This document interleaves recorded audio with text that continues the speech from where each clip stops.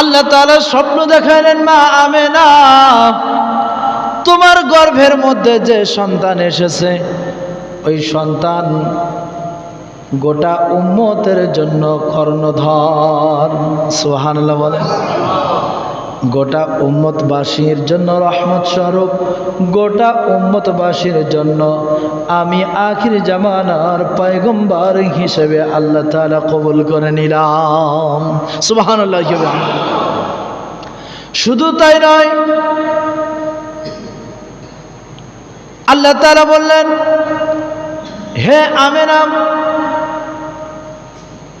এই বাচ্চা যখন ভূমিষ্ঠ হয়ে যাবে তখন তুমি এক বাক্যে বলে দিবা, আমি এক আল্লাহ তাআলার উপরে ভরসা করে এই বাচ্চাকে, এই সন্তানকে আমি আল্লাহ তাআলার জন্য সুপর্দ করে দিলাম। আমি আল্লাহ তাআলার জন্য দিয়ে দিলাম। সুবহানাল্লাহ বলেন। শুধু তাই নয়, আল্লাহ তাআলা আরো আমেনাকে বললেন, আমেনা রে, তুমি তোমার এই সন্তানের নাম রাখবা মুহাম্মদ। এই মুহাম্মাদের নামের ওসিলায় আমি আল্লাহ তাআলা তামাম পৃথিবীবাসীর জন্য রহমত হিসেবে পাঠিয়ে দিলাম। নাম রাখবে মুহাম্মদ। ঠিক তদ্রুপ মা আমেনা সেইভাবেই করলেন। যখন সন্তান ভূমিষ্ঠ হবে, মুহাম্মদ সাল্লাল্লাহু আলাইহি ওয়াসাল্লাম দুনিয়ার ভিতরে আগমন হওয়ার পূর্বেই আবারও স্বপ্ন দেখলেন। স্বপ্ন দেখেছেন যে বুসরা এবং সিরিয়ার তথা পারস্যের সমস্ত সিংহাসনগুলো তছনছ হয়ে ধ্বংস হয়ে যাচ্ছে। সেদিকে এমন একটা নূর দেখতে পেলেন, যে নূরটা,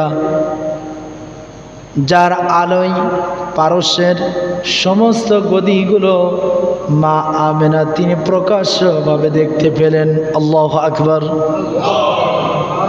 পারস্য কই, সিরিয়া কই, বুসরা কই, আর নবী মুহাম্মদ মক্কা কোথায়? মা আমেনা যখন এই স্বপ্নগুলো দেখলেন, সন্তান ভূমিষ্ঠ হয়ে যাবে, ওদিকে সুবে সাদিকের সময় সূর্য যখন উদিত হয়ে যায়, ওই সময় দেখবেন পূর্ব দিগন্তে সুবে সাদিকের সময় একটা রক্তিম আভা আলোক রশ্মি প্রকাশিত হয়ে যায়। কেন কেন? এটা হলো সূর্য উদিত হওয়ার একটা বহিঃপ্রকাশ। ঠিক কিনা বলেন? ঠিক তদ্রূপ নবী মুহাম্মদুর রাসূলুল্লাহ সাল্লাল্লাহু আলাইহি ওয়াসাল্লাম যখন দুনিয়ার মধ্যে ভূমিষ্ঠ হবে, আগমন হবে, ওই সময় নবুয়তের সূর্য উদিত হওয়ার জন্য আল্লাহ তাআলা এমন একটা নূর তামাম পৃথিবীবাসীর জন্য, তামাম পৃথিবীর চতুর্দিক থেকে এমন একটা রক্তিম আভা প্রভাবিত হলো, প্রকাশিত হলো। এরকম হাজার হাজার আল্লাহর নবী আলাইহিস সালাতু ওয়াস সালামের ভূমিষ্ঠ হওয়ার আলামত আল্লাহ তাআলা দুনিয়ার মধ্যে দেখায় দিয়ে গেলেন। সুবহানাল্লাহ। আমরা সেই নবীজির রহমত হিসেবে পেয়েছি। শুধু তাই নয়, যে নবীজি আলাইহিস সালাতু ওয়াস সালাম যখন দুনিয়ার মধ্যে ভূমিষ্ঠ হইলেন, ওই সময় ওই মুহূর্তে আল্লাহ তাআলার শুকরিয়া আদায় করলেন। আমার সাথে বলুন, আল্লাহু আকবার। আল্লাহু আকবার কাবীরা ওয়ালহামদুলিল্লাহি হামদান কাসীরা ওয়াসাব্বিহুহু বুকরাতাও ওয়া আসীলা। আল্লাহু আকবার কাবীরা ওয়ালহামদুলিল্লাহি হামদান কাসীরা সুবহানাল্লাহি ওয়া বিহামদিহি সুবহানাল্লাহিল আযীম। এই বাক্যটা আল্লাহর নবী আলাইহিস সালাতু ওয়াস সালাম যখন দুনিয়ার ভিতরে আসলেন, ভূমিষ্ঠ হইলেন, সাথে সাথে এই বাক্যটা পড়লেন। শুধু তাই নয়, বরং মাটিতে আল্লাহর নবী যে সেজদায় পড়ে গেলেন। আল্লাহু আকবার। এই পয়গম্বর, এই নবীজি দুনিয়ার কোনো মানুষের মতো নয়। আল্লাহ তাআলা এমন একজন পয়গম্বর পাঠাইলেন, এমন একজন মানুষের মতো নয়, এমন একজন ব্যক্তিকে পাঠাইলেন যে ব্যক্তিটা হলো অন্য মানুষের মতো ভূমিষ্ঠ হয় নাই। সুবহানাল্লাহ। শুধু তাই নয়, আল্লাহ পাক রব্বুল আলামিন এই নবীজিকে যখন দুনিয়ার ভিতরে আগমন করাইলেন, তখন আরো হাজার রকমের কারিশমা আল্লাহর নবীজির ওসিলায় তিনি দেখায় দিলেন। কি দেখায় দিলেন? নবীজি আলাইহিস সালাতু ওয়াস সালাম যখন দুনিয়ার মধ্যে ভূমিষ্ঠ হইলেন, ওদিকে সমস্ত নবুয়াতি সূর্যর রক্তিম আভা সব দিকে প্রকাশিত হয়ে গেল, বিকাশিত হয়ে গেল। যে যা শুনতেছেন, এক ইহুদি কুরাইশের সমস্ত লোকদের কাছে জিজ্ঞেস করতেছেন, তোমাদের মাঝে কি কোনো সন্তান জন্ম হয়েছে কিনা, পুত্র সন্তান? কেউ বলতেছে আমরা তো জানি না। আবার সর্বশেষ যখন আসলো, জিজ্ঞাসা করতে করতে ইহুদি বলতেছে, তোমাদের মাঝে কি কোনো সন্তান ভূমিষ্ঠ হয়েছে কিনা, পুত্র সন্তান? ইহুদি যখন জানতে পারলো হ্যাঁ পুত্র সন্তান ভূমিষ্ঠ হয়েছে, ওই সময় ওই মুহূর্তে ইহুদি বলতেছেন, আমি জানতাম এই পুত্র সন্তান এমন একজন পুত্র সন্তান ভূমিষ্ঠ হবে যে পুত্র সন্তান আব্দুল্লাহর ছেলে হবে, নাতি হবে আব্দুল মুত্তালিব। এই আব্দুল মুত্তালিবের নাতি হবে, সে একজন জাতির কর্ণধার হিসেবে রহমত নিয়ে পৃথিবীর ভিতরে আগমন করবেন। সুবহানাল্লাহ। ইহুদি পণ্ডিত সে কোথায় পাইল এই কথাটা? আল্লাহ পাক রব্বুল আলামিন তিনি বললেন, হুয়াল্লাযী বা'আসা ফিল উম্মিয়িনা রাসূলাম মিনহুম ইয়াতলুনা আলাইহিম আয়াতিহি ওয়া ইউযাক্কিহিম ওয়া ইউআল্লিমুহুমুল কিতাবা ওয়াল হিকমা ওয়া ইন কানু মিন ক্বাবলু লাফি দালালিম মুবিন। আল্লাহু আকবার।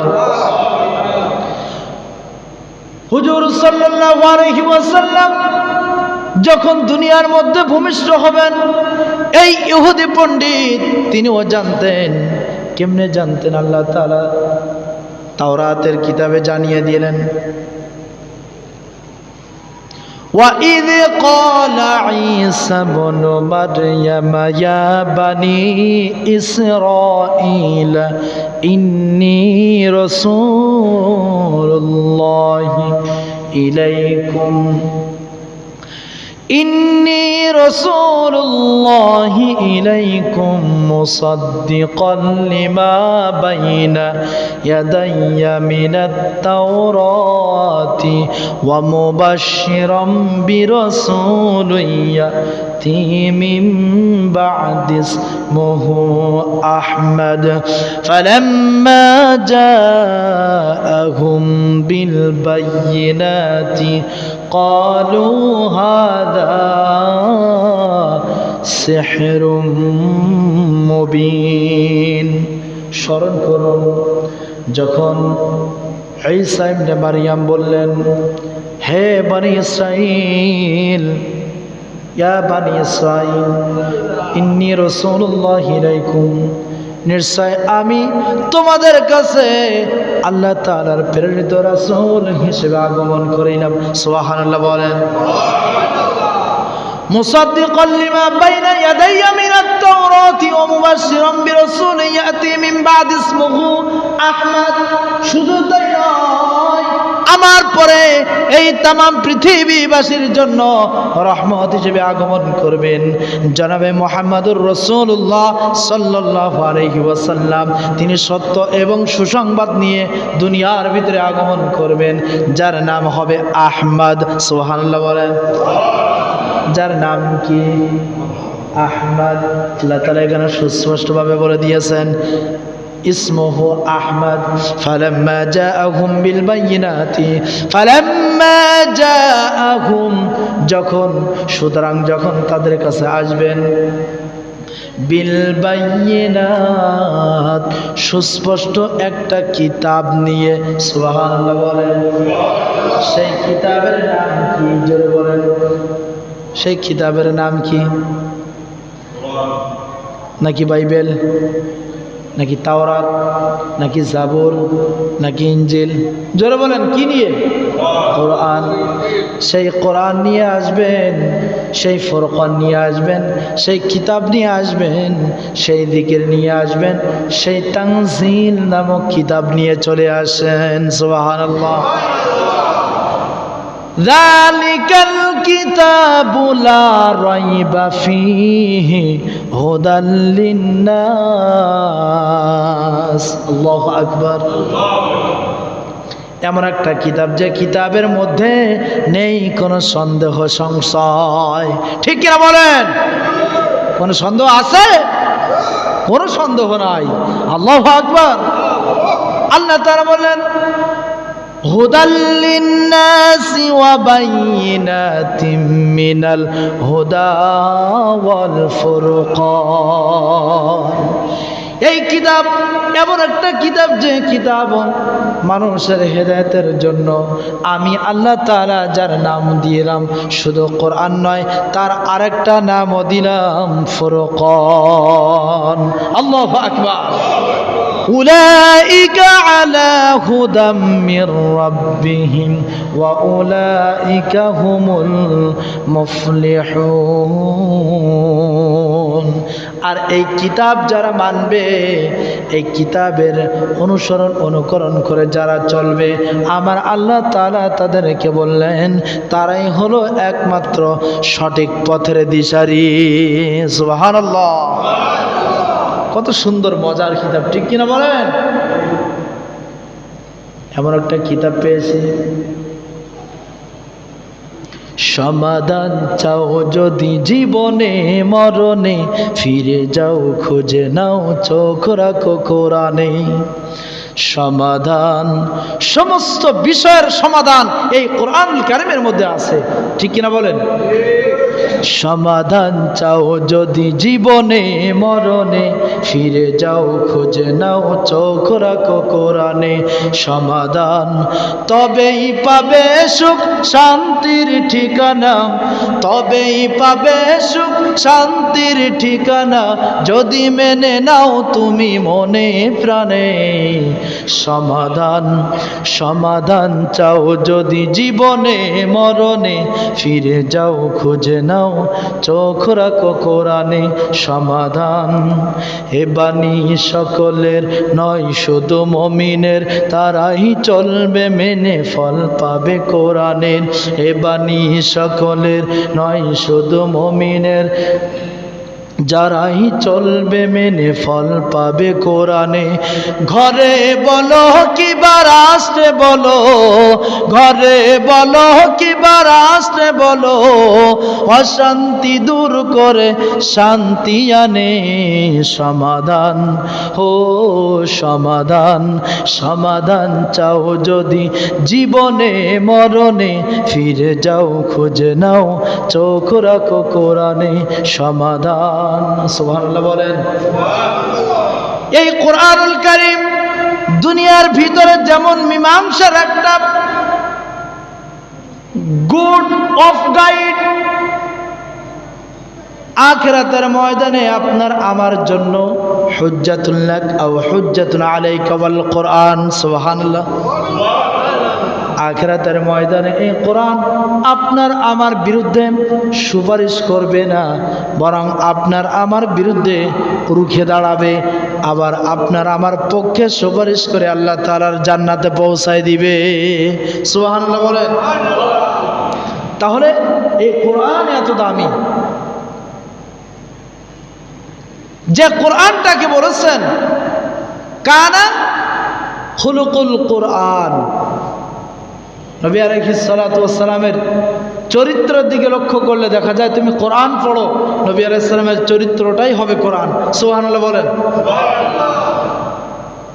এখন যেটা বলতেছিলাম, এই কোরআন যার উপরে নাজিল হয়েছে সেই বড় দামি। কোরআন যেমন দামি, যার উপরে নাজিল হয়েছে সেও বড় দামি। সুবহানাল্লাহ বলেন।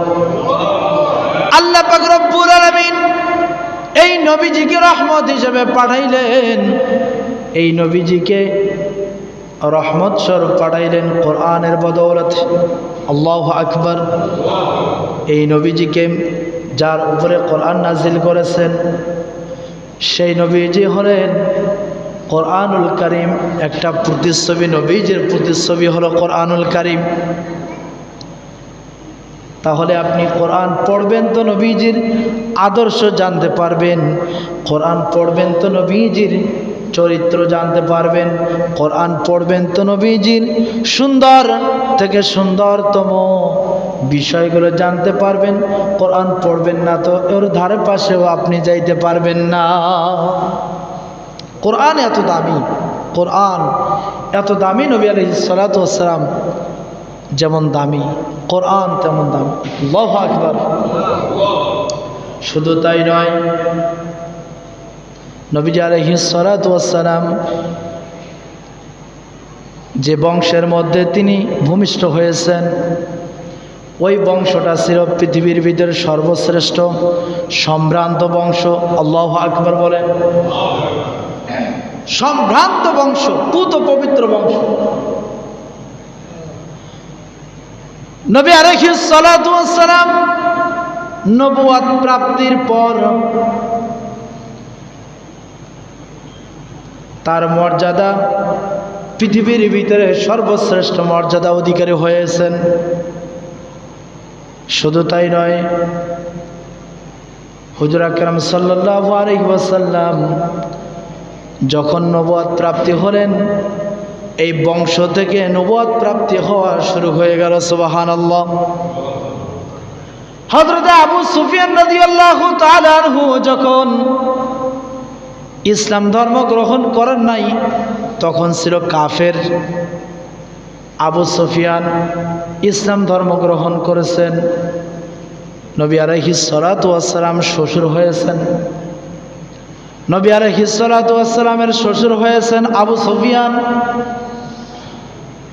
যখন আবু সুফিয়ান কাফের ছিল ওই সময় পারস্যের সম্রাটের সাথে যোগ দিয়ে নবী আলাইহিস সালাতু ওয়াস সালামের ক্ষতি করার জন্য অনেক চেষ্টা করিয়াছিল, কিন্তু কোনো ক্রমে নবী আলাইহিস সালাতু ওয়াস সালামকে ক্ষতি করতে পারে নাই।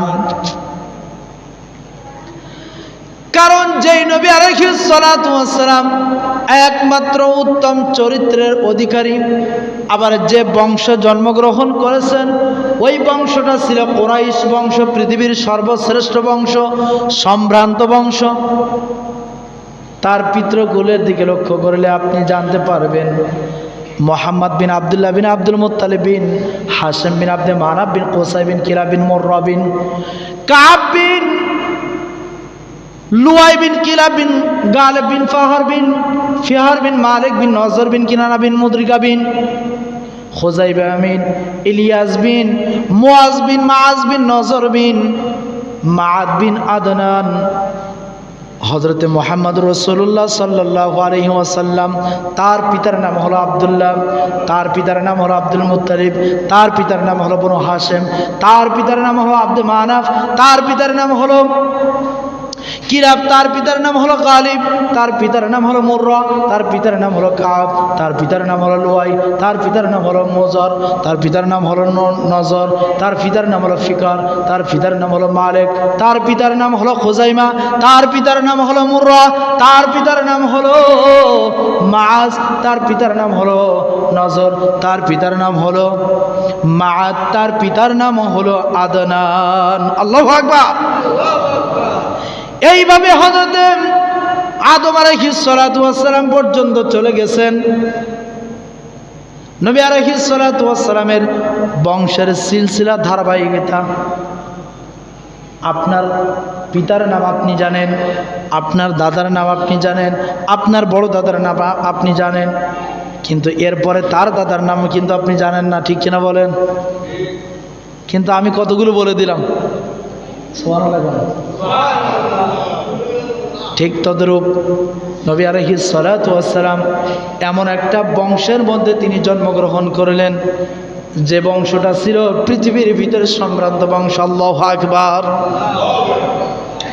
শুধু তাই নয়, তার মাথার দিকে লক্ষ্য করলে দেখা যায় মুহাম্মদ, তার মায়ের নাম হলো আমেনা, তার নানার নাম হলো ওয়াহাব, তার নানার বাবার নাম হলো আব্দে মানাফ, এরপরে কিলাব, এরপরে গালিব, এরপরে ফিহার, এরপরে মালিক, এরকমভাবে মিশে গেছে। আল্লাহু আকবার। তাহলে কয়েকটা পুরুষ চলে যাওয়ার পরেই বাবার পুরুষদের সাথে মিশে গেছে নানার পুরুষদের সাথে। আল্লাহু আকবার। বাবার বংশ আর নানার বংশ মিশে গেছে। বংশ তালিকা কয়েকটা পুরুষ যাওয়ার পরেই এই হলো নবী আলাইহিস সালাতু ওয়াস সালামের তার পিতৃ মাতৃকুল, তার বংশ পরিচয় দিয়ে দিলাম। আল্লাহু আকবার। আল্লাহর নবী আলাইহিস সালাতু ওয়াস সালাম যখন দুনিয়ার মধ্যে আগমন করলেন, সর্বপ্রথম আগমন হওয়ার পরেই সুয়াইবা জানতে পারলেন আবু লাহাবের দাসী আবু লাহাবকে বলতেছে, রে আমার মনিব, আপনি কি জানেননি আপনার ভাতিজা হয়েছে? আবু লাহাব বলতেছে, না না জানি না আমার ভাতিজা হয়েছে মুহাম্মদ। আল্লাহু আকবার। সাথে সাথে সুয়াইবাকে বলতেছে, সুয়াইবা, আমার ভাতিজার শুভ আগমনের খবরটা আমার কাছে দেওয়ার কারণে আমি মনিব তোমাকে আজাদ করে দিলাম।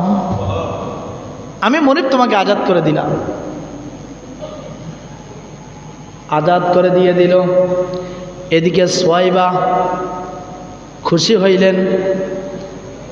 দেখেন ভাগ্য কাকে বলে। ওদিকে মা আমিনার গর্ভে থাকা অবস্থায় কত কারিশমা দেখাইলেন, দুনিয়ার মধ্যে আসার পরেও কত কারিশমা আল্লাহ তাআলা দেখাইলেন। মা আমিনা থেকে দুধ পান করা শুরু করলেন। এরপরেই মা আমিনা যখন অপারগ হয়ে গেলেন, সাথে সাথে এই হযরতে সুয়াইবা যিনি ছিলেন আবু লাহাবের দাসী, তিনি নবীজি আলাইহিস সালাতু ওয়াস সালামের দুধ পান করানো শুরু করলেন। আল্লাহু আকবার। এর কয়েকদিন পরে মা হালিমাতুস সাদিয়া রাদিয়াল্লাহু তাআলা আনহা তিনি নিয়ত করলেন তায়েফের ময়দানে যে ওই সময় প্রত্যেকটা প্রত্যন্ত অঞ্চলের নিয়ম ছিল, তায়েফের ময়দানে যে সমস্ত দুগ্ধপোষ্য শিশুদেরকে দুধ পান করানোর নিয়ম জারি ছিল। এখান থেকে মানুষ, মহিলারা, যে সমস্ত মা সন্তানদেরকে দুধ পান করাইতে পারবে তারা ওই তায়েফের ময়দানে যায়। যে যে কার কোন সন্তান এই সন্তানগুলো একজন আরেকজনের কাছে দিয়ে দেয় দুধ পান করানোর জন্য। ঠিক তদুপরি মা হালিমাতুস সাদিয়া রাদিয়াল্লাহু তাআলা আনহা তিনি তার তায়েফের ময়দান থেকে যখন দলে দলে অনেক মহিলারা, অনেক মা বোনেরা ছোট্ট ছোট্ট দুগ্ধপোষ্য শিশুদেরকে দুধ পালন করানোর জন্য চলে গেলেন, মা হালিমাতুস সাদিয়া রাদিয়াল্লাহু তাআলা আনহা যে গাধার পিঠের উপরে সবার হয়ে যাইতেছেন, ওই গাধাটা ছিল দলের মধ্যে সব থেকে দুর্বল গাধা, এবং সবল গাধাগুলো আগে আগে চলে যায়। দুর্বল গাধা যে হালিমাতুস সাদিয়ার যখন মক্কা নগরে চলে গেলেন, যাওয়ার পরেই দেখলেন যে সমস্ত রুষ্টপুষ্ট শিশুদেরকে কোন কোন মা নিচ্ছে, কিন্তু নবীজি ছিলেন অত্যন্ত দুর্বল ওই সময়। যখন আরো জানতে পারলেন এই নবীজি আলাইহিস সালাতু ওয়াস সালাম ইয়েতিম, এই এতিম শোনার কারণে কেউ কোনো মহিলা নবীজির দিকে আর তাকায় না। এতিম বাচ্চা হওয়ার কারণে নবীজিকে কেউ আদর যত্ন ভালোবাসা দেয় না। এতিম হওয়ার কারণে সকলেই হেয় প্রতিপূর্ণ করলো। যখন হালিমাতুস সাদিয়া রাদিয়াল্লাহু তাআলা আনহার স্বামী, তখন সে প্রত্যক্ষ করলো, দেখলো হালিমাতুস সাদিয়াও দেখলেন এ বাচ্চাটা ইয়েতিম, বাচ্চার বাবা নেই, মা আছে। এই বাচ্চাটার দিকে কেউ লক্ষ্য করতেছে না, দুর্বল বাচ্চা, আমি যদি আমার দুধ তাকে পান করাই, হতে পারে আল্লাহ তাআলা এই ওসিলায় আমার অনেক কিছু দিতে পারেন। এখন খালি হাতে কেমনে যাই? স্বামীকে বলতেছে, হে আমার স্বামী, দুর্বল বাচ্চাটাকে যদি আমি নিয়ে যাই তাহলে কোনো অসুবিধা আসেনি? স্বামী বলতেছে, খালি হাতে কেমনে যাই? দুর্বল বাচ্চাটাকে নিয়ে আমরা চলে যাই। যখন এই এতিম নবী মুহাম্মদুর রাসূলুল্লাহ সাল্লাল্লাহু আলাইহি ওয়াসাল্লামকে হালিমাতুস সাদিয়া রাদিয়াল্লাহু তাআলা কোলে নিলেন, নেওয়ার সাথে সাথে মুখে একটা চুমু দিলেন। আল্লাহু আকবার। মুখে একটা চুমু দেওয়ার পরেই যখন গাধার পিঠের উপরে উঠলেন, ওঠার সাথে সাথে গাধা এখন সবল হয়ে গেছে। আল্লাহু আকবার। গাধা এমন সবল হয়ে গেল রে, দলের মধ্যে যতগুলো সবল গাধা ছিল সমস্ত সবল গাধাগুলোকে এখন দুর্বল পরিণত হয়ে গেল। আর যে দুর্বল গাধা ছিল, এই দুর্বল গাধা এখন আল্লাহর মেহেরবানিতে রাহমাতুল লিল আলামিনের ওসিলায় সবল হয়ে গেল। সমস্ত মহিলারা তখন বলতেছে, ও হালিমা, তোমার গাধা ছিল কিছুক্ষণ আগেই দুর্বল, এখন সবল হলো কেমনে জানি না। এখন যে এত সবল হয়ে গেল, তার পায়ের কদম অতি দ্রুত বেগে ফেলাইতেছে। ও হালিমা, একটু আস্তে আস্তে তোমার গাধাকে কদম ফেলতে বলো, আমরা তোমার সাথে যেন যাইতে পারি, বাড়ি ফিরতে পারি, সেই ব্যবস্থা তুমি করে দাও। হালিমা বলতেছে, জানি না কোন কারণে আমার গাধা এখন সবল হয়ে গেল, কোন কারণে আমার গাধা এখন খুব দ্রুত বেগে হাঁটা শুরু করলো জানি না, কিন্তু এই দ্রুত বেগে বাহনটাকে আমি কেমনে নিষেধ করি? আল্লাহু আকবার। আল্লাহ। ওই হালিমাতুস সাদিয়ার স্বামী বলতেছে, হালিমা রে, বুঝতে আর বাকি রইল না, গাধার দুধে তখন বরকত চলে আসলো। হালিমাতুস সাদিয়া রাদিয়াল্লাহু তাআলা আনহার এক পাল উষ্ট্রি ছিল, সমস্ত উষ্ট্রির তখন ওলানে দুধ ছিল না। যখন এই দুগ্ধপোষ্য শিশু মুহাম্মদুর রাসূলুল্লাহ সাল্লাল্লাহু আলাইহি ওয়াসাল্লামকে যখন বাড়িতে নিয়ে গেলেন, সাথে সাথে প্রত্যেকটা উষ্ট্রির দুধে তখন ভরপুর দুধ চলে আসলো। আল্লাহু আকবার। শুধু তাই নয়, যতগুলো বকরি পালতেন হযরতে হালিমাতুস সাদিয়া রাদিয়াল্লাহু তাআলা আনহা, সমস্ত উষ্ট্রিগুলো, সমস্ত বকরিগুলো তখন দুধহীন অবস্থায় ছিল। এখন তাদের স্তনে এত পরিমাণ দুধ নেমে আসলো, কেমন যেন মনে হয় না চাপ দিলেও দুধ বের হয়ে পড়তেছে। আল্লাহু আকবার। শুধু তাই নয়, মানুষ দেখতেছে আর বলতেছে, কিরে হালিমা, ও হালিমা, তোমার উষ্ট্রি এবং বকরি তো ছিল অনেক দুর্বল এবং শুকনা শাকনা, এখন এত সবল হলো কেমনে? এত দুর্বল ছিল কিন্তু এত সবল হলো কেমনে? দুধহীন অবস্থায় ছিল, এত দুধে আসলো কেমনে?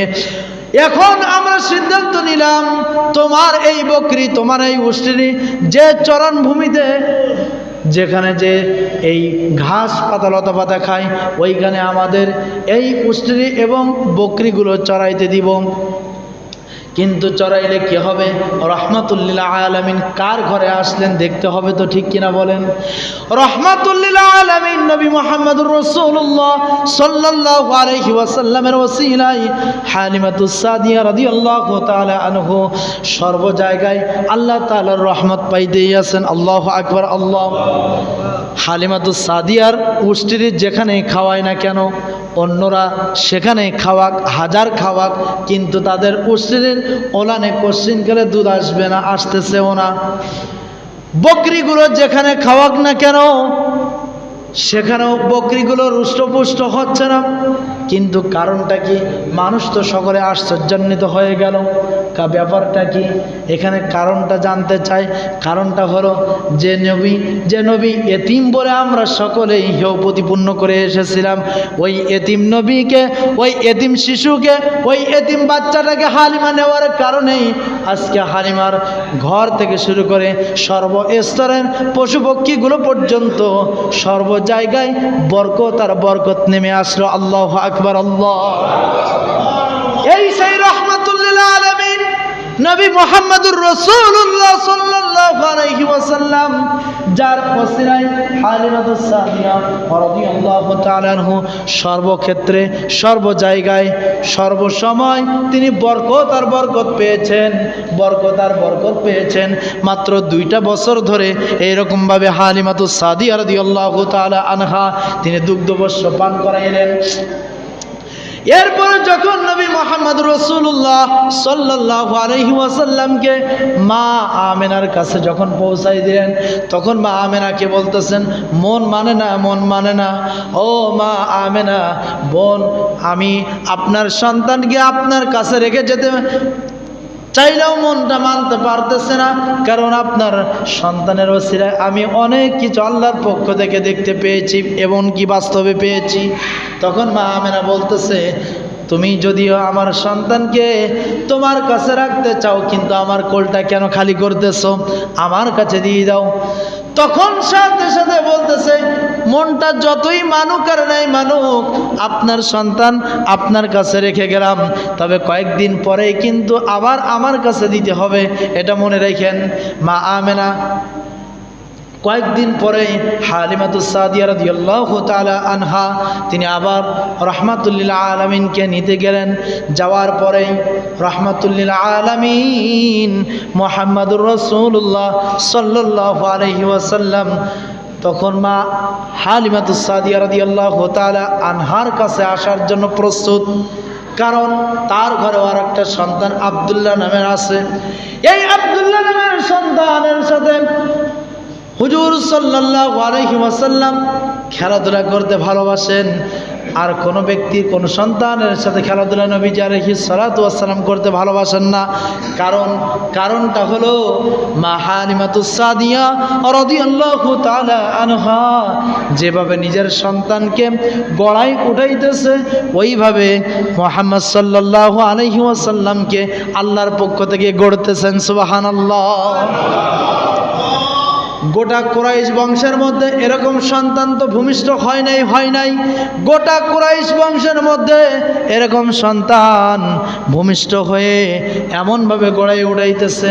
তন্মধ্যে হযরতে মুহাম্মদ রাসূলুল্লাহ সাল্লাল্লাহু আলাইহি ওয়াসাল্লাম সহ ওই হালিমাতুস সাদিয়া দুদু ভাই আব্দুল্লাহর সাথে যখন বকরি চড়াইতে গেলেন, যাওয়ার পথে দুইজন ফেরেশতা এসে হুজুর সাল্লাল্লাহু আলাইহি ওয়াসাল্লামকে দুই হাত পা বাঁধলেন, হাত এবং পাও, 4 হাত পা বাঁধার পরে জমিনে এরকম শোয়াইলেন। শোয়ানোর পরে যখন বুকটা ফাড়ার পরে যখন হৃদয় এবং কলবটা বের করলেন, সিনা বের করলেন, নতুন একটা সিনা এই দেহের মধ্যে ফিট করে দিলেন। ওদিকে আব্দুল্লাহ ভাই দুধ ভাই আব্দুল্লাহ দেখলেন বিষয়গুলো, দাঁড়িয়ে দাঁড়িয়ে দেখার পরে তিনি অত্যন্ত শীঘ্রত অবস্থায় ভয় পাইলেন। ভয় পাওয়ার পরে ওদিকে দুইজন ফেরেশতা যখন বুকটা সুন্দর করে সেলাই করলেন, করার পরেই ওইদিকে আব্দুল্লাহ মা হালিমাতুস সাদিয়া রাদিয়াল্লাহু তাআলা আনহার কাছে গেলেন। যাওয়ার পরে হালিমাতুস সাদিয়া রাদিয়াল্লাহু তাআলা আনহাকে বললেন, ও মা, আমার ভাই মুহাম্মদ সাল্লাল্লাহু আলাইহি ওয়াসাল্লামকে দেখেন দুইজন সাদা পোশাকধারী ব্যক্তি এসে তাকে চার হাত পা বাঁধলেন, বাঁধার পরে বুক ফাড়লেন, কি যেন বের করলো, আবার কি যেন ফিট করে দিল, কেমন যেন হলো। নবী মুহাম্মদুর রাসূলুল্লাহ সাল্লাল্লাহু আলাইহি ওয়াসাল্লামের বুকটা যখন ফাড়লেন এক ফোঁটা রক্ত বের হলো না। কারণটা কি জানতে চাই। সাথে সাথে মা হালিমাতুস সাদিয়া রাদিয়াল্লাহু তাআলা আনহা তিনি চিন্তিত অবস্থায়, সন্তান আরেকজনের, এখন ব্যাপারটা আমার কাছে, এখন যদি কোনো প্রকার ক্ষতিগ্রস্ত হয়ে যায় আমি কি জবাব দিব ওই মা আমিনার কাছে জানতে চাই।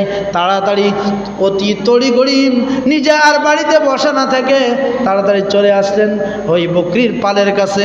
এসে যেখানে দেখলেন মুহাম্মদুর রাসূলুল্লাহ সাল্লাল্লাহু আলাইহি ওয়াসাল্লামকে শোয়ে দুইজন সাদা পোশাকধারী ব্যক্তি এসে বুক ফাড়লেন। এখন দেখেন যে মুহাম্মদুর রাসূলুল্লাহ সাল্লাল্লাহু আলাইহি ওয়াসাল্লাম তিনি সুন্দরভাবে সুঠাম দেহের অধিকারী দাঁড়িয়ে রয়েছেন আর বকরি চড়াইতেছেন। আল্লাহু আকবার। আব্দুল্লাহ তখন আশ্চর্য হইলেন। দুধ ভাই মুহাম্মদুর রাসূলুল্লাহ সাল্লাল্লাহু আলাইহি ওয়াসাল্লামকে কিছুক্ষণ আগে দেখলাম একরকম, এখন দেখি আরেক রকম। কারণটা কি? তাহলে বুঝি আমার মায়ের কাছে আমি মনে হয় মিথ্যাবাদী হয়ে গেলাম। কিন্তু না না না, মা হালিমাতুস সাদিয়া রাদিয়াল্লাহু তাআলা আনহু যখন মুহাম্মদুর রাসূলুল্লাহ সাল্লাল্লাহু আলাইহি ওয়াসাল্লামকে জিজ্ঞেস করলেন, ও বাবা মুহাম্মদ তোমার কি হয়েছে, ঘটনাটা খুলে বলো। নবী মুহাম্মদুর রাসূলুল্লাহ সাল্লাল্লাহু আলাইহি ওয়াসাল্লাম বললেন, না না মা, তেমন কিছু হয় নাই। দুইজন সাদা পোশাকধারী ব্যক্তি আমাকে এসে সালাম দিল, আমার চার হাত পা বাঁধলো, কেমন যেন আমার বক্ষ বিদ্রোহণ করলো, করার পরে কি যেন বের করলো, আবার কি যেন তাকে ফিট করে দিল। এখন আমার কেমন যেন সুন্দর লাগতেছে, ভালো লাগতেছে। তবে আমি খেলাধুলা করব দুনিয়ার কোনো ব্যক্তিদের সাথে নয়, কোনো সন্তানদের সাথে নয়, আমার নিজের মন মতো যেটা আমি খেলাধুলা করব সেই খেলাধুলাই আমার জন্য শোভা, অন্য